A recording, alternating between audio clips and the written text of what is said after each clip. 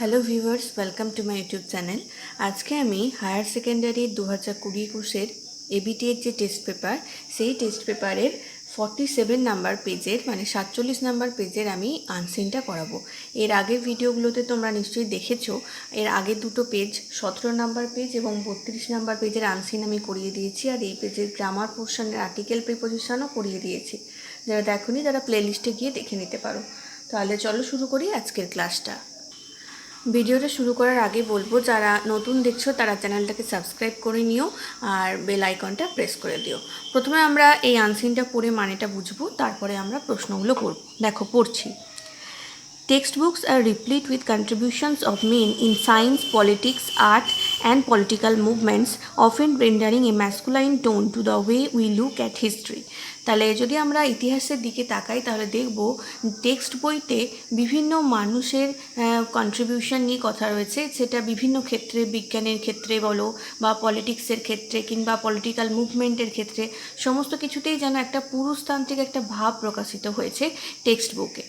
But what about women? কিন্তু মহিলাদের সম্পর্কে কি? Were they all confined to their homes since history was documented? তারা ইতিহাসের শুরু থেকেই কি তারা ঘরে বন্দি? We have instances and examples to show that it is not the case. কিন্তু আমাদের কাছে এরকম অনেক দৃষ্টান্ত এবং উদাহরণ আছে যেটা প্রমাণ করে যে এরকমটা কিন্তু না। Women have contributed with whatever little resources they had. মহিলাদের কাছে যেটুকু রিসোর্স ছিল তারা তা দিয়েই কিন্তু ইতিহাসে অনেক কিছু কন্ট্রিবিউট করেছে। However, their names and contributions are often shadowed, pushed to a corner and never talked about. যদিও বা তাদের এই অবদান কিন্তু অনেক সময় ঢাকা পড়ে গেছে অথবা একটা কোণে ঠেলে দেওয়া হয়েছে, কখনো তাদের অবদান সম্পর্কে কোনো কথা বলা হয়নি। Such in the case of Dr. Kamala Chaudhary, who was in fact among the first faculty members of Indian Institute of Management, Ahmedabad, when it was established in 1961. আর এরকমই ঘটনা ঘটেছিল ডক্টর কমলা চৌধুরীর ক্ষেত্রে, যিনি ইন্ডিয়ান ইনস্টিটিউট অফ ম্যানেজমেন্ট আহমেদাবাদে যেটা অবস্থিত, যেটা 1961 সালে প্রতিষ্ঠিত হয়, সেই প্রতিষ্ঠা লগ্ন থেকেই তিনি এই IIM আহমেদাবাদের ফ্যাকাল্টি মেম্বার ছিলেন। কিন্তু এই কথা অনেকেই হয়তো জানেন না। But not much is known about her life. কিন্তু তার জীবন সম্পর্কে অনেক বেশি কিছু জানা যায়নি। Work and time at IIM as is known about her male counterparts. যারা IIM-এর যারা পুরুষ কাজ করতো তাদের সম্পর্কে যতটা জানা গেছে তার সম্পর্কে কিন্তু এতটা জানা যায়নি। Sexism is what loomed over the greater part of her professional life. এই যে পুরুষ প্রাধান্য তার যে প্রফেশনাল লাইফে অনেক বেশি বড় কাজ করেছে, তার যে প্রফেশনাল লাইফটাকে যেন ঢাকা দিয়ে দিয়েছে অন্যান্য পুরুষের প্রাধান্য। Today marks Dr. Chaudhary's 100th birth anniversary, and an alumnus of IIM Ahmedabad has written an elaborate essay on the founding mother of IIMA. আজকে হলো ডক্টর চৌধুরীর 100তম জন্মদিন। সেই 100তম জন্মদিনে এই IIM আহমেদাবাদের একজন প্রাক্তন ছাত্র কিন্তু তার এই IIM একে নিয়ে, কমলা চৌধুরীকে নিয়ে, যাকে বলা হচ্ছে ফাউন্ডিং মাদার অফ IIM, তাকে নিয়ে একটা বিস্তারিত এসে লিখেছেন। Chowdhry was born in Lahore. Chowdhry লাহোরে জন্মগ্রহণ করেন। স্টাডিড অ্যাট শান্তিনিকেতনে পড়াশোনা করেন।